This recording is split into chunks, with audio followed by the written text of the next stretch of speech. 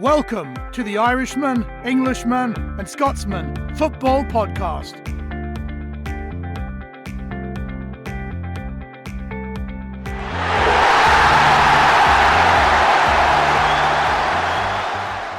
Hello and welcome to another episode of the Irishman, Englishman and Scotsman Football Podcast. We are recording a day early today because of the festive period. Lots of games on this week starting from tomorrow. So today's the 14th of December. Fino in Scotland, how are you doing, buddy? Yeah, I'm not bad. How are you guys? Joe is back in sunny Southampton, I believe. I'm actually closer to Brighton, but near enough. I always knew you were a closet Brighton fan. Kevin Salzburg, how are you doing, buddy? Yeah, freezing, but otherwise fine. It is cold. A lot to talk about, guys. Of course, we'll have a look back at the Premier League results from last weekend, a preview of the games coming up, and of course we'll have another show. Hopefully we'll record on Friday because there's so many games this week, and then of course we have a full fixture list on the weekend as well. We'll have a little chat with Kev about Gérard Houllier, who sadly passed away today. Just before we crack on, I'd like to just go on a little rant here for a second. A lot of people are messaging me and they're asking me when is the episode coming out and where is it, and send it to us and let us know. If you're listening on YouTube, if you are listening to this on YouTube and you have any kind of a Google account, just subscribe to the channel. So on the bottom right hand side of the screen, there's a little red button saying subscribe. If you click that, it won't cost you a penny. It's free. And basically you get a notification on your phone or on your PC to let you know when our next episode is released. Okay, rant over. So starting tomorrow night, Wolves against Chelsea is the opening game of the week. Wolves lost to Villa and Chelsea surprised us all by losing to West Brom. It's hard to know. Wait, I mean, we should go for Chelsea here, lads. You know, I mean, considering the fact that the Wolves are without, obviously, their main striker, and, you know, Chelsea had a bit of a blip against Everton. To be honest, I didn't see the game. Kev? Yeah, I reckon you're right, but only because I read a fascinating stat this week, and someone might be able to tell me if this is right or not, that Chelsea still haven't beaten anyone in the top 10 this season. So I don't know if that's true. And in fact, when I read it, someone said they hadn't beaten anyone while they were in higher than 13th place. I actually haven't had time to go and check that. But it's interesting, isn't it? Because we were all sort of bigging up Chelsea and talking about how they were absolute nailed-on title contenders. But it's a shame we don't have a stato who could just go quickly rifle through those results and see if there's anything in it. But anyway, I see Wolves are down in 13th at the moment. So therefore, I'm going Chelsea to batter Wolves, yeah. Batter is a big word, Kev. I mean, did any of you guys see Chelsea, Everton, Fino? Chelsea were really ineffective. And actually what Everton did well was they stymied the service into Giroud and cut him off completely and rendered kind of Chelsea's attack pretty ineffective. But it is still Chelsea. They still have, you know, unlimited amounts of cash and they still have a great squad. I just don't think that Wolves are as good a team as they were. I think they're really missing Jota and Jimenez. You know, Jota through transfer, Jimenez through injury. I think Chelsea by a couple here. It was great to see Billy Gilmour again in the Champions League and again against Everton. He looked really good, and alongside kind of Mason Mount, I think you have arguably their midfield for like the next 10 years. So yeah, I think Chelsea by a couple. Billy Gilmour, I heard that name before somewhere. I got to say though, Fino, you're spot on there about Wolves not being the same team without Jota. I mean, you know, it's a huge creative spark. They've got decent players, but you're right, they're not the team they were last season. Joe, you still don't rate Timo Werner? He seems a bit disinterested out on the left-hand side, doesn't he? It does seem strange that Lampard is persisting with playing him out there on the wing when he isn't getting in kind of the positions to score loads of goals. So maybe we might see him through the middle at some point. But on this one, yeah, I don't have much more to add to Fino. I think obviously Wolves are missing Raul Jimenez massively. He is their kind of talisman. And without him, it's just a struggle to see where the goals are going to come. Chelsea win though, Joe, right? I think so, yeah. Tight game. Yeah, I think 2-1 maybe. The other game on Tuesday evening is at 9 o'clock Central European time. Man City, who really disappointed us all at Old Trafford. I thought they were terrible. I thought they were blunt, the lack of ideas. I mean, Man United weren't that much better. I watched it in patches. I was quite busy. I think there was a penalty incident where Rashford was taken down. Penalty was given. VAR ruled it out. Of course, West Brom against Newcastle. Now, I'll run into Newcastle in a while, but for patches in that game, for an hour, West Brom were, you know, way the better team. Now, bear in mind, Steve Bruce said this without going into excuses. A lot of the Newcastle team had COVID. They were drained. But there's a guy in midfield who's on loan from Chelsea for West Brom called Gallagher. And he was like a machine. He's up and down. He's full of energy. And, they were unlucky, West Brom, really, not to, at some stage in the game, I think, for the biggest part of the game, not to get another couple of goals. However, we all know what happens when Man City play at home against the smaller teams. And, obviously they'll be reeling from the Old Trafford result and how bad they performed. Pep won't be happy. I'm going for 5-0. Joe? I mean, 5-0 would be impressive. I think I read today that Aguero may be back for this one. He's kind of touch and go. That'll be a big boost. I mean, I think we all predicted when Fulham went to Man City a couple of weeks ago that it would be 5 or 6 or 7. And I think they only got 2. So it just depends what Man City turn up. But yeah, I would fully expect Man City to win, of course. It could be a bloodbath, or Pep might want to rest some players ahead of what is, quite a busy festive period. I'm not really sure which Man City will get. I thought Man City were pretty blunt against Man United. What's interesting, though, is if you look at West Brom's next kind of 6 games, I think it is, they have a really tough time of it. So Liverpool, Man City, Arsenal, Leeds, Villa and West Ham. And you think for West Brom, you'll be really lucky if you get more than 3 points out of those 6 games. I think Man City are trying to play slightly within themselves. I think you're exactly right. I think it's not just about resting players. I think they'll be trying to conserve energy. And I think what Guardiola would love would be, 2 goals by half time, 2-0 at half time. And then I wouldn't be all that surprised if it ends 2-0. Do you know what I mean? I think they just like to keep the ball. And you might be right. Maybe we've all said, we're sort of waiting for a 6 or 7. But the only thing is, if you look at the number of goals, Man City really haven't scored all that many goals this season, have they? I don't have it right in front of me, but it's like not a massive number. I don't think they're averaging anything like the sort of number that we've seen in previous seasons on a goals per game basis. So there's nothing really to suggest that they'll do that, but I think a fairly comfortable win all the same. I think that's really astute, Kev, that it could just be a case of conserving the energy. They go 2-0 up, and actually that suits West Brom as well. If you're only losing 2-0 to Man City compared to a 4, a 5, a 6, that could be the difference between staying up and going down. I was just going to say 2 words. David Silva. They're really missing him. His kind of creativity, his spark, his energy. And now, obviously, he's gone to Sociedad, who are top of La Liga. So just what a player he is. And he's kind of irreplaceable. Wednesday's games start with Arsenal against Southampton. Now, Arsenal, Joe, you made a little joke last week about Roy Keane. And, Roy Keane was saying they should have enough to stay up. I watched the game last night against Burnley. And to be honest, I'm not so sure. They're down in 15th place on 13 points at Arsenal. And I seen the sending off. Granit Xhaka was completely idiotic. Definitely deserved probably a red card on its own. Didn't need a second yellow. But the lack of creativity and the lack of fight, definitely something there. And I watched the game with on Buy-In or Bein Sports with the old Sky crew of Richard Keys and Andy Gray. And Keys came on and he talked about Mesut Ozil. Said it like, Ozil had a lot of friends in the dressing room and there's a lot of guys not happy there. There's a massive toxic environment. There's a couple of things I read also today. Now I know Patrice Evra likes to ramble on, and he's rambled on again today. And he said that he watched an Arsenal game with Thierry Henry, and when Granit Xhaka was named as captain, Henry turned the TV off. There's also rumours that Mikel Arteta and David Luiz are not on speaking terms at all. And when you look at it this way, Ozil, whatever he's done, he's a world-class player. He's a World Cup winner. We spoke about this before, but really, they lack someone like him. That Thomas Partey is not at the party at all. We'll go into Southampton, Joe, in a second. You guys are flying, but Fino is burning up here just to tell us something. Go ahead, Fino. I was just going to echo what you've been saying. I've kind of read the same sort of things about Arteta and David Luiz.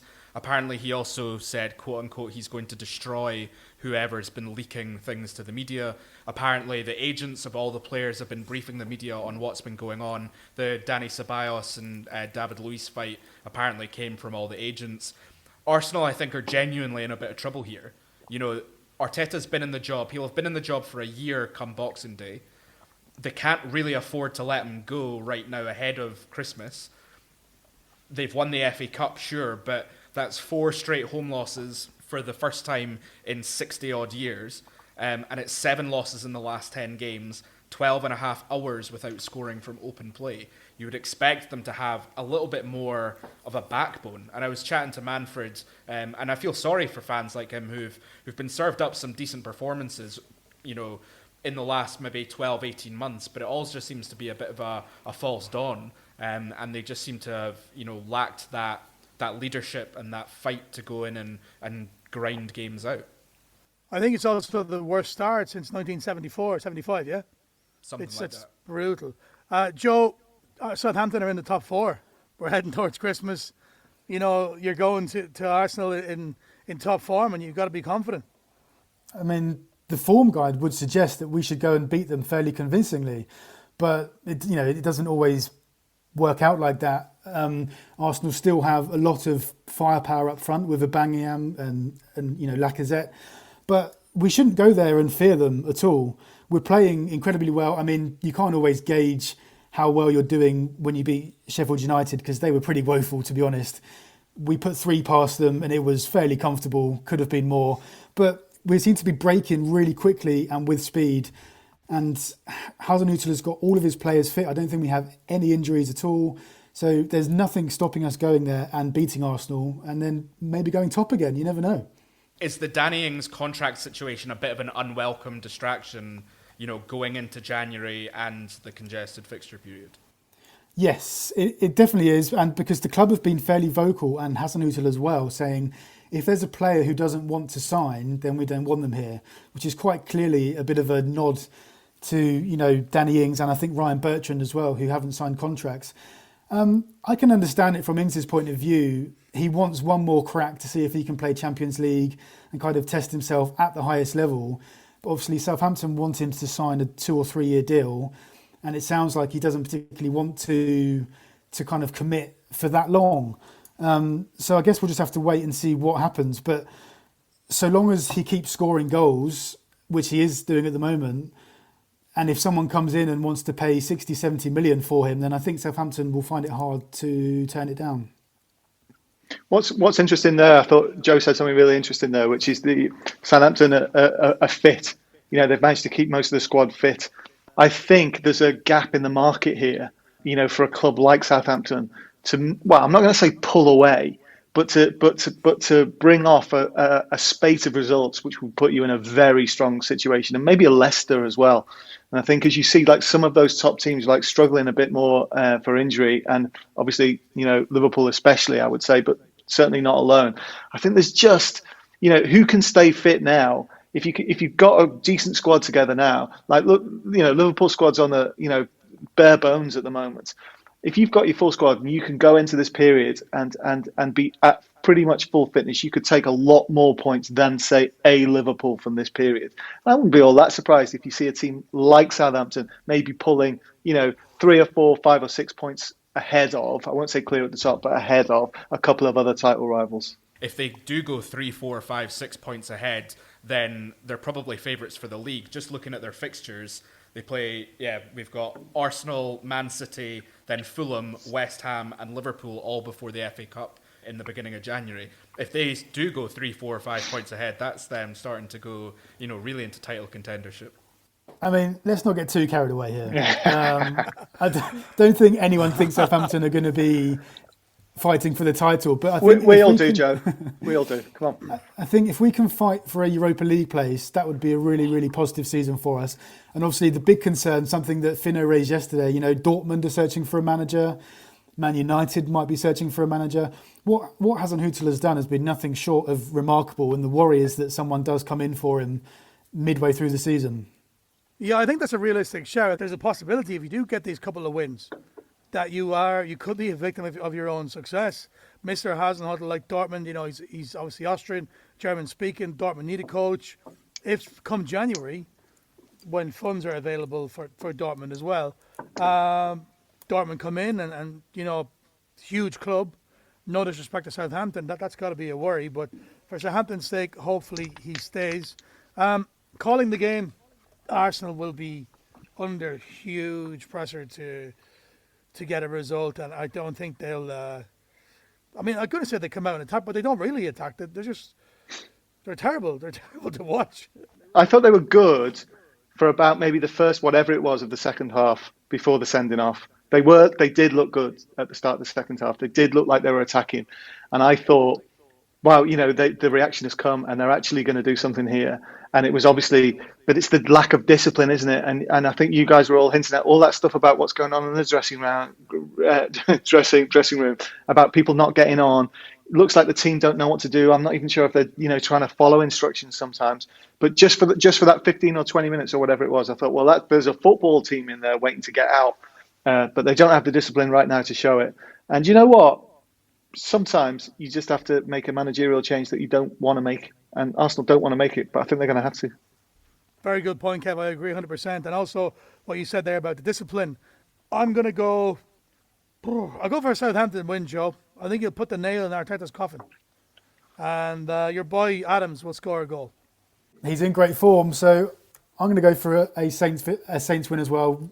Really full of confidence. Obviously, Arsenal don't seem to be scoring, apart from Aubameyang scoring an own goal. But Southampton win. I know Kev said at the beginning of the second half they played well. I just can't see them performing or putting out as dismal a performance as they did. So I'm going to go with a draw. I would I admire the Arsenal optimism of getting a draw in that game. They're going to be embarrassed. You made a good point as well, actually. I think it was last week or week before, Kev. We have to remember, this is Arteta's first job as a manager. And it's Arsenal, who are a huge club. But, it's not going to look good for the rest of his career if he's gone by Christmas. But they're going to need a miracle, really, a change in performance or something. Or bring back Mesut also. Now, next game, Leeds against Newcastle, also 7 o'clock Central European time. I'll ramble on about Newcastle in a sec, Fino, but how good were Leeds, how bad were Leeds against West Ham on Friday night? So I've put 6 words down in my notes for this game, and it's get Carroll on and he'll score.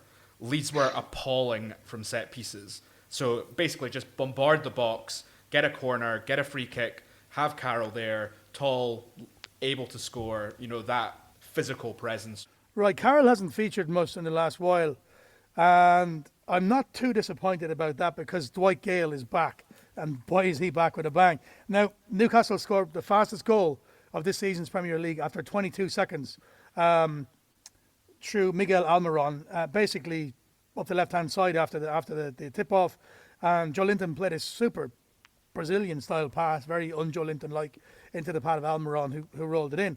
But after that, Newcastle reminded me of the way that Ireland played under Martin O'Neill after the Euros, in the sense that as soon as we got a goal, backs to the wall, we have to defend.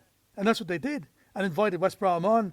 And that kid, Gallagher, ran the show in midfield for long periods of time, the English kid on loan from Chelsea. Newcastle brought on Jacob Murphy, and Dwight Gale's back. Now, the back end of last season, which was effectively after lockdown, Dwight Gale came back from injury, scored a load of goals, got injured again. This game he came on, and I mean the pass from Jacob Murphy was out of this world. But Dwight Gale, between two defenders, a bullet header off the underside of the bar. Callum Wilson, Joe Linton. Newcastle have plenty of threat in the air, no doubt about that. But I do worry about this game because anytime I watch Leeds this season, they create so many chances, and I think Newcastle's pace at fullback, we're not blessed with it. So, yeah, I'd like to say Newcastle would win, but I wouldn't be too disappointed with a draw. Kev? Leeds have scored a few goals this season, right? And we've talked about this before. There's much to admire, but they've conceded so many. They've got real relegation, a defensive record, and I think that's exactly it. You look at a team like Newcastle with obviously now, plenty of power in the air, plenty of ways of scoring, and I think. It could be a high-scoring draw. We've predicted a few of those for Leeds, haven't we? But I just think Newcastle will be quite canny about it. I think they'll know how to score plenty of goals. So I think we'll see what the score is, but I reckon they'll score 2 or 3. Yeah, you're spot on, Kev. I mean, when I watched Leeds defend against West Ham, and West Ham, we've had a couple of decent striking performances, but we're not exactly blessed with talent up top. It was 2-1 on the score sheet, but it was 2-1 going on 5 or 6. There was plenty of good chances for Haller, Fornals. We had, again, a few more decent chances from set pieces. I could see Newcastle winning by a good, clear couple of goals. Newcastle are 5 points off Southampton, who are in 4th place. Newcastle have a game in hand. I'm going to come out with a statement now. You might find it a bit crazy, but for me, that was Newcastle's most impressive win of the season because of the fact that none of the players had made any contact. They hadn't trained together because of COVID in 10 days. 6 of the team that started, 4 of them had COVID. Isaac Hayden played centre half. He's a midfielder. Played centre half. He couldn't walk last week. You know, Steve Bruce was saying. But in fairness to Bruce, he said, look, we're not making excuses. We didn't want to be about that. But after they'd won the game, then it came out. I mean, you know, I said they looked wrecked. I texted and I said, look, they look wrecked. And they did look wrecked. And luckily, Dwight Gale came back and Murphy came on and they seemed to be okay. But the players hadn't had any contact. Sure, most of them were going out to parks in their near where they live and doing their own personal training. They were given by the club. They were given guides on what to do, and then they were given notes by Bruce. So you can imagine, you know, you're in your house in Newcastle, you're walking your dog, and then there's, you know, Andy Carroll and co just out doing stretches and working out. But yeah, I thought it was really impressive to get the result in the end. Hopefully there'll be, you know, there's a few more players back, i.e. Maxima and co against Leeds. Yeah, like I said, I'll take a draw, but I fancy us to maybe do something here. Leicester still going strong. Leicester v Everton. Everton shocked us all. Also 7 o'clock kickoff this one, guys. Leicester 3-0 winners against Brighton. Everton beat Chelsea 1-0. I'm really going for Leicester here again, lads. I think Maddison, Vardy, they're fit. You know, they're only finding their feet as well. They know how to go a Premier League season and keep ticking over. And like you said there, Kev, a lot of the bigger teams are kind of struggling for fitness. Leicester, they've won 3 of the last 5, and I fancy them to do this one. Kev? Yeah, I'm with you all the way. I think they look sharp. I think they were the only, is this right? They were the only team actually in European action last week to come and win at the weekend. And again, so I think they've got, you know, they don't seem to have the injury troubles that some other teams do. Now, Everton, though, that was a great win for them. Back full of confidence, I'm absolutely sure. So you never know. Everton might just prove a handful for them. But no, there's a lot to admire about Leicester. They're a bit like Southampton, aren't they? There's lots to admire.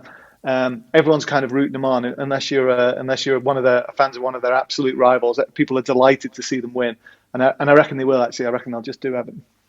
The one thing that kind of puts a question mark against Everton for me is that they do still have some pretty decent injury issues. They're still missing James, and you just wonder, the players that have come in, I think they were missing Luca Digne as well.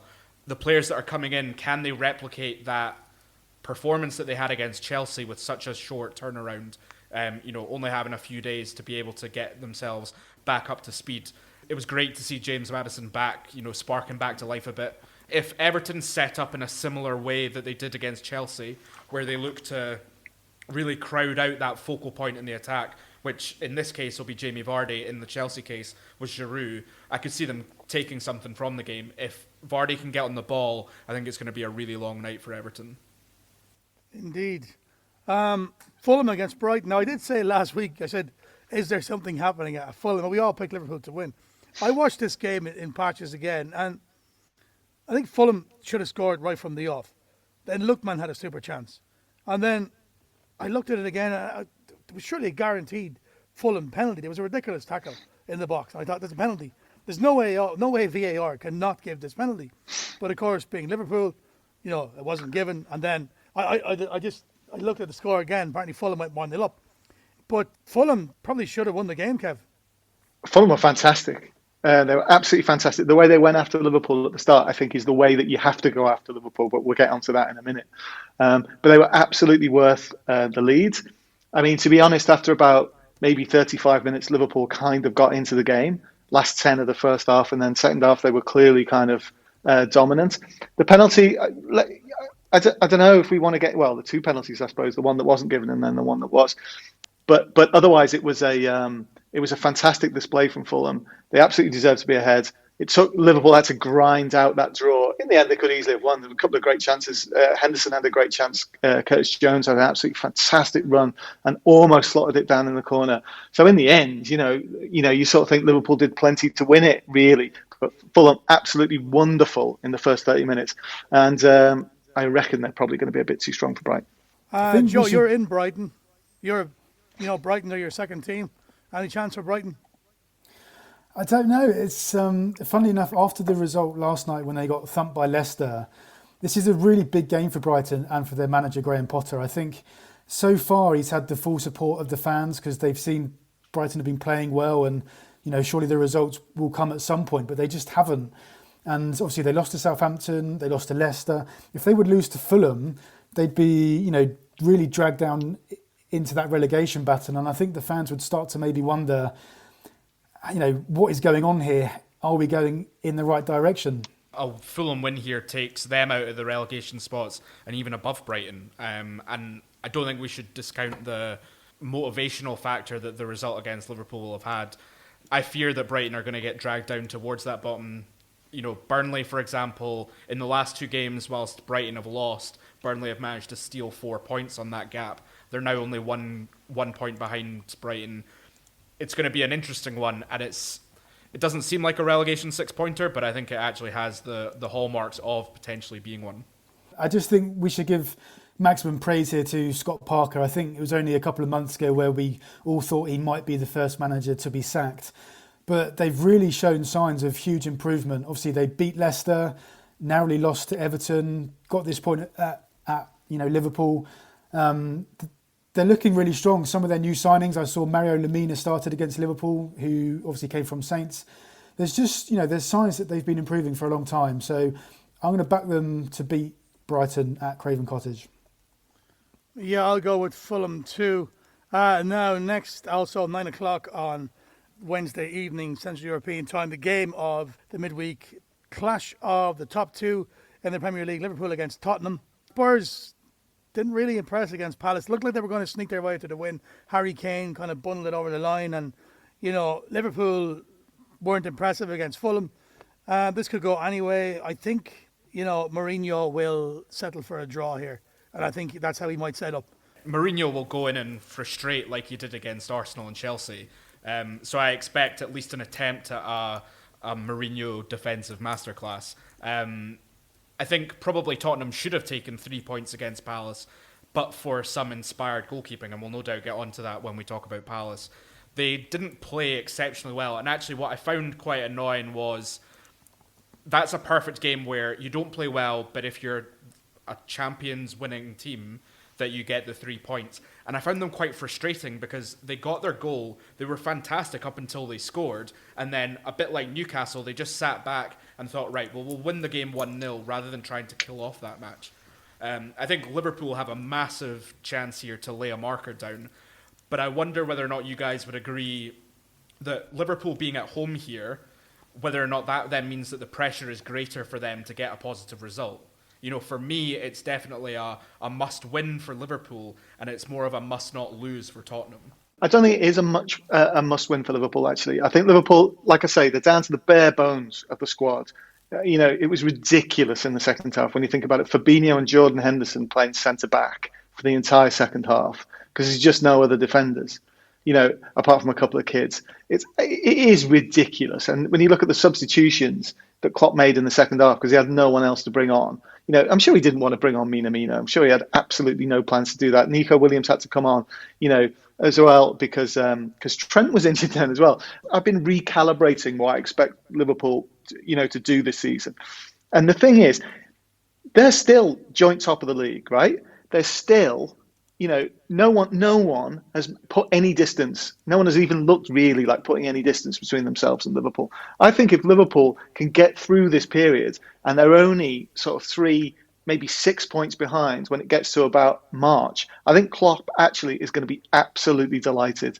And I think it's weird. I think Tottenham should come and Tottenham should be thinking, we are going to overrun. We're going to steamroll Liverpool. They should be coming and thinking there's a 3-0 lead to be had here. They won't. Mourinho will come and they'll set up as Mourinho always sets up and they will make it, nasty for Liverpool. And it'll probably be an absolutely horrible game. And it'll probably be, probably some scrappy 1-1 or something like that. But they at Liverpool are there for the taking. It's not just the defence. It's the fact that, the midfielders having to play in defence, which means the midfield is woefully under-resourced. And then something that, it sounds like I'm going off on one here. I'm really not. It's not his fault.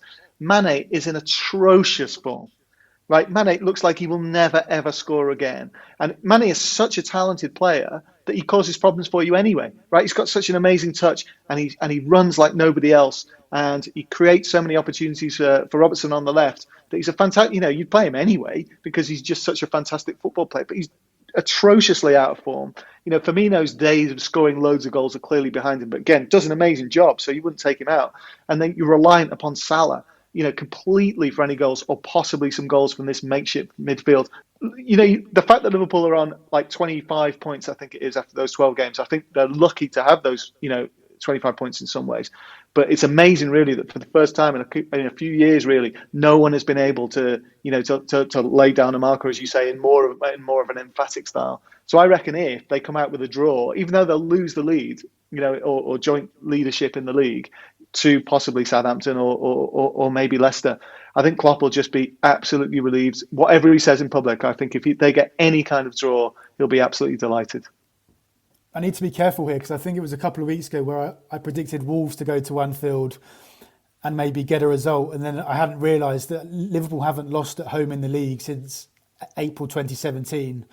I just don't see Liverpool losing at Anfield, so I'm going to go for a Liverpool win. Yeah, just you're on about Mane there, Kev. I read something, could be bonkers, about Mane of form, that Real Madrid were very interested in him.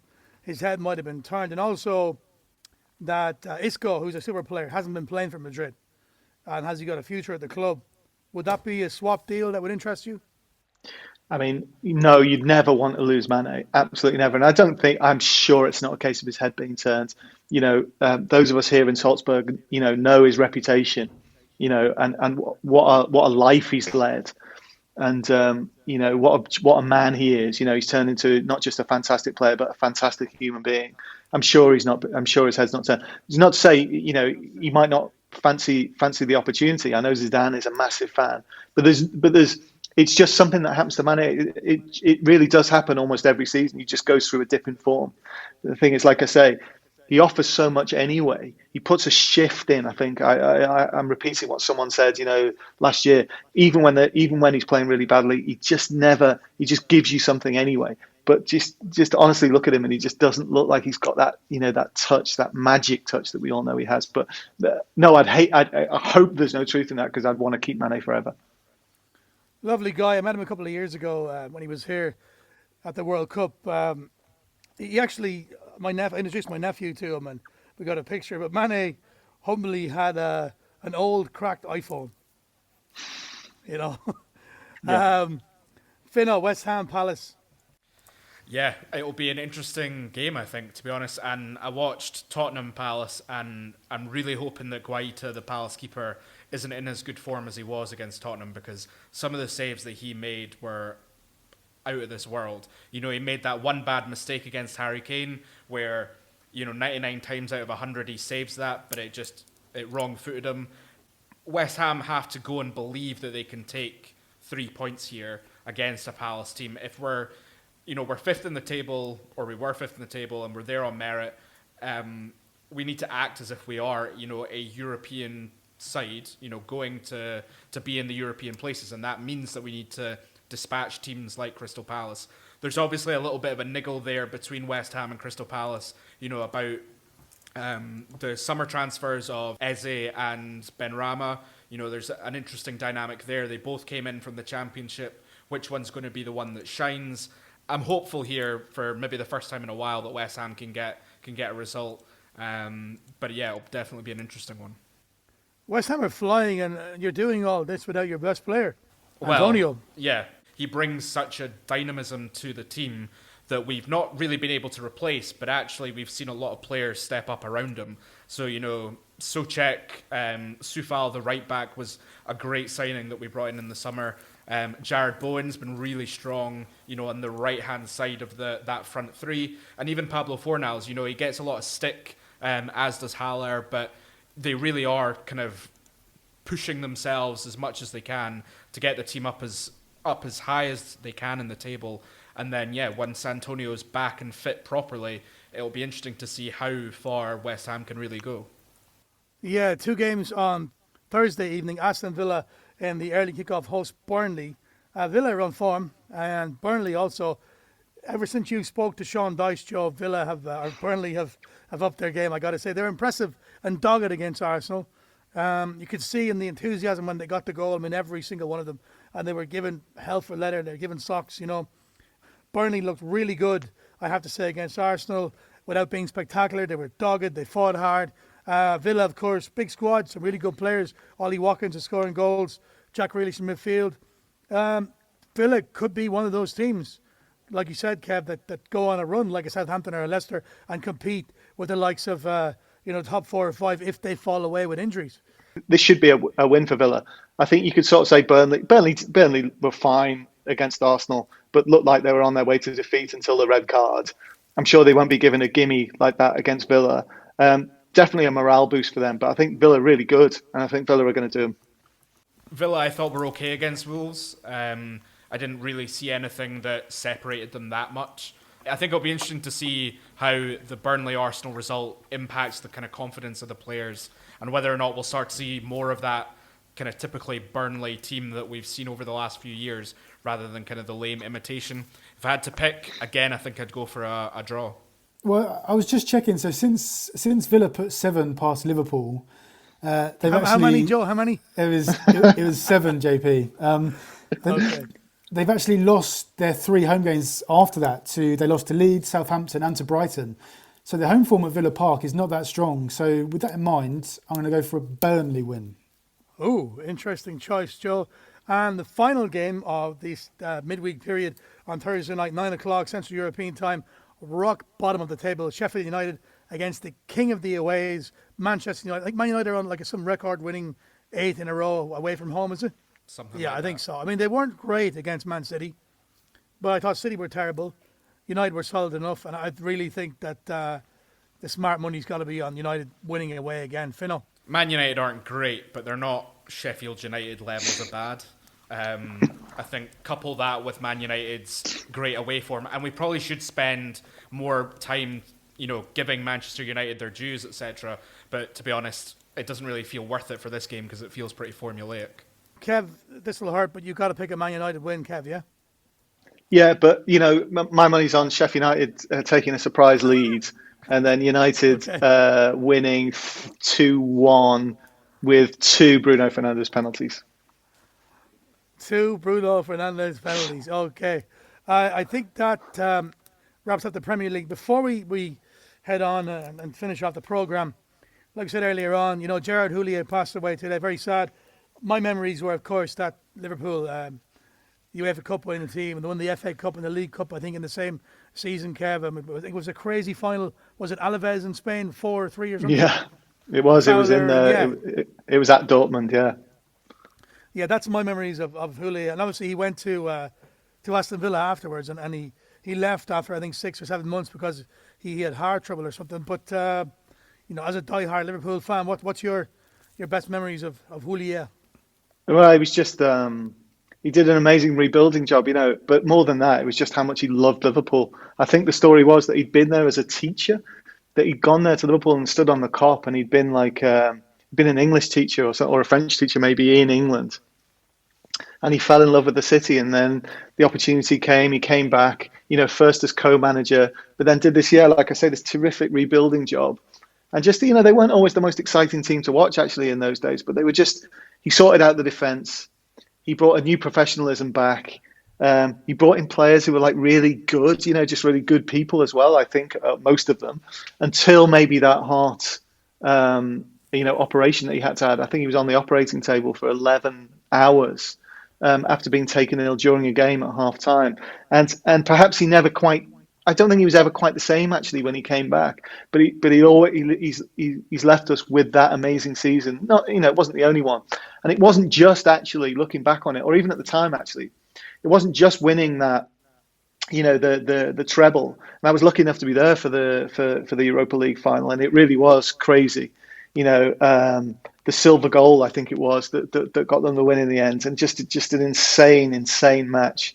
But Gary McAllister being man of the match, and he kind of typified the sort of players that Houllier brought in. He just brought in good players, but with a great sense of team and and great players as well. But it was the run into that season that got Liverpool qualified for the Champions League for the first ever time, that really made the difference, because Liverpool had never managed to make the Champions League, because for most of it was you had to be the champions, and then it was second place, and then eventually you could be third, and Liverpool just couldn't seem to get over the line and get into it, and really that marked the turning point. And it's hard to sometimes it's hard to draw straight lines back, but he was a wonderful man, but also got us back winning trophies, but got us back in the Champions League, and that paved the way, for a couple of years later for the 2005 win, and subsequently all the success. But mostly it's just what a fantastic human being he was. Everyone I know who's ever spoken to him, I was lucky enough to speak to him a few times as well in my old job, and he was just a lovely, lovely, lovely man. And so, yeah, I'm really, really sad about it, to be honest. Yeah. Nice words there, Kev. Yeah, he always came across as a very likeable chap. If you look at the personalities and the enigmas and the whole lot in today's managerial world, he's definitely a throwback, and he'll sadly be missed. And I'll remember him from a neutral's point of view from that season anyway. I think Michael Owen against Arsenal, the cup final for the treble. Yeah. I don't know who it was, Worthington Cup maybe. That was a League Cup at the time, but I definitely remember that UEFA Cup final. It was crazy. I think maybe Jordi Cruyff was playing for Alaves. He was. Johan Cruyff's son. He used to be a Man United player. Yeah. But with that, guys, that's all we have for this week. We will be back again, recording on Friday. Before we go, of course, Kev's got a usual poem before we go. But to let you know, we will be back on recording on Friday and probably going out on Saturday. So don't forget to subscribe. Hit subscribe, and you'll get a notification when the next show comes out. Kev, what kind of a masterpiece have you got for us this week? Well, I'm in the festive spirit, so let's see if you can spot. Yeah, let's see if you can spot one Christmassy reference and one completely un-Christmassy reference. Here we go. Deck the halls with boughs of holly and cast aside your melancholy. It may be cold, it may be dreary, the hangovers may leave you bleary, but here's a cure for winter sadness, the annual Premier League festive madness. For yes, we've reached that time of year when other leagues are getting near to breaking out the Christmas cake, enjoying their long winter break, but not in England, no siree. It's not our cup of Yorkshire tea. While other players have vacations, the Premier League's action stations. Match week 12 began the crazy, and while the stream I had was hazy, it's clear enough that all that mattered was that the players were truly shattered. Oh, Manchester, so much to answer for. The latest being that 0-0 draw. What happened to the entertainers? It's tempting just to blame the trainers, but while I think both of them kept far too much mutual respect, I guess they can't go hell for leather with 3 games in a week to weather. The other big teams stumbled too. Liverpool and Spurs both drew. The latter held at Selhurst Park as after Kane's initial spark, Palace showed immense resilience, backed by Guaita's keeping brilliance, and somehow did enough to stop a side who cling on at the top. That was because the Reds looked haggard as fearless Fulham ran them ragged. A brilliant 30-minute burst, and Bobby Reed twats in the first. But just as things were looking grim, Wijnaldum's free kick hits a limb inside the box, and up steps Mo. A Christmas gift. Thanks. Ho, ho, ho. Chelsea too maintained the trend. Their splendid run came to an end ponderously at Everton via a pen from Sigurdsson. So with the leaders looking rancid, could anyone take full advantage? You betcha, say the chasing pack. The underdogs all barking back. Southampton and Leicester City, 3-0 winners effortlessly, waiting for the midweek frenzy as Liverpool host Spurs on Wednesday. A draw between the knackered leaders would open up the door to either Saints or Foxes for the peak. Let's hear it for these double weeks. For 'tis the season to be jolly, to cheer at every mishit volley. The bad things that I have to write. Another poem on Thursday night. Brilliant stuff, Kev. Thanks a lot, guys.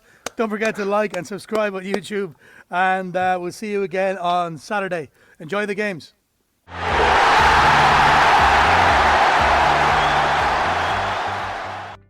Thank you for listening. If you'd like to hear more of our podcasts, please click on the red subscribe button on the bottom right-hand side. Thank you.